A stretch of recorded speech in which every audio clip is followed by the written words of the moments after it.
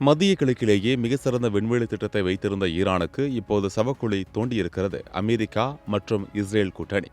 ஈரானின் செயற்கைக்கோள் மற்றும் ராக்கெட் தயாரிப்பு தளங்களை மையமாக வைத்து நடத்தப்பட்ட தொடர் வான்வெளி தாக்குதல்களால் ஈரானின் விண்வெளி கனவு சுக்குநூறாக உடைக்கப்பட்டுள்ளது.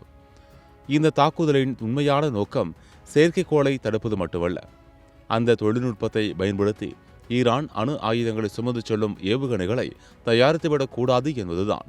லண்டன் கிங்ஸ் கல்லூரியின் ஆய்வுகள் படி ஈரானின் பாதுகாப்பு அமைச்சகம் மற்றும் புரட்சிகர படையான IRGCயின் கட்டுப்பாட்டில் இருந்த முக்கிய தளங்கள் அனைத்தும் தரைமட்டமாக்கப்பட்டுள்ளன. குறிப்பாக மார்ச் 8ஆம் தேதி இஸ்ரேல் நடத்திய தாக்குதலில் ரஷ்யாவின் உதவியுடன் ஈரான் விண்ணில் ஏவிய கையாம் என்ற உளவு செயற்கைக்கோளின் கட்டுப்பாட்டு அறையே தகர்க்கப்பட்டுள்ளது. அதனைத் தொடர்ந்து மார்ச் 16ஆம் தேதி தெஹ்ரானில் உள்ள இராணுவ விண்வெளி ஆராய்ச்சி மையமும் செயற்கைக்கோள் எதிர்ப்பு ஆயுதங்கள் தயாரிக்கும் இடமும் அளிக்கப்பட்டன.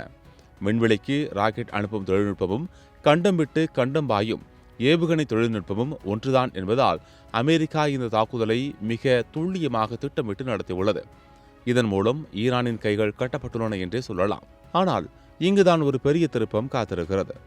ஈரானின் சொந்த தயாரிப்பு திறன் அளிக்கப்பட்டதால் இனி அவர்கள் சும்மா இருக்கப் போவதில்லை. இதுவரை தன்னிச்சையாக செயல்பட்ட ஈரான் இனி வரும் காலங்களில் ரஷ்யா மற்றும் சீனாவிடமிருந்து இன்னும் மேம்பட்ட ஆபத்தான தொழில்நுட்பங்களை வாங்க நேரிடும் என்று எச்சரிக்கின்றனர் வல்லுநர்கள். அதாவது ஈரானின் கரங்களை முடக்க நினைத்து அமெரிக்கா அவர்களை இன்னும் வலிமையான எதிரிகளாக ரஷ்யா மற்றும் சீனாவின் பக்கம் தள்ளிவிட்டதோ என்ற அச்சம் எழுந்துள்ளது. ஈரானின் ராக்கெட் தளங்கள் அழிக்கப்பட்டாலும் விண்வெளியில் உள்ள அவர்களின் செயற்கைக்கோள்களை இனி ரஷ்யாவே நேரடியாக கட்டுப்படுத்தும் சூழல் உருவாகியுள்ளது. ஆக அமெரிக்காவின் இந்த தாக்குதல் ஈரானை முடக்கியதா அல்லது இன்னும் ஆபத்தானதாக்கியதா என்பதை பொறுத்திருந்துதான் பார்க்க வேண்டும்.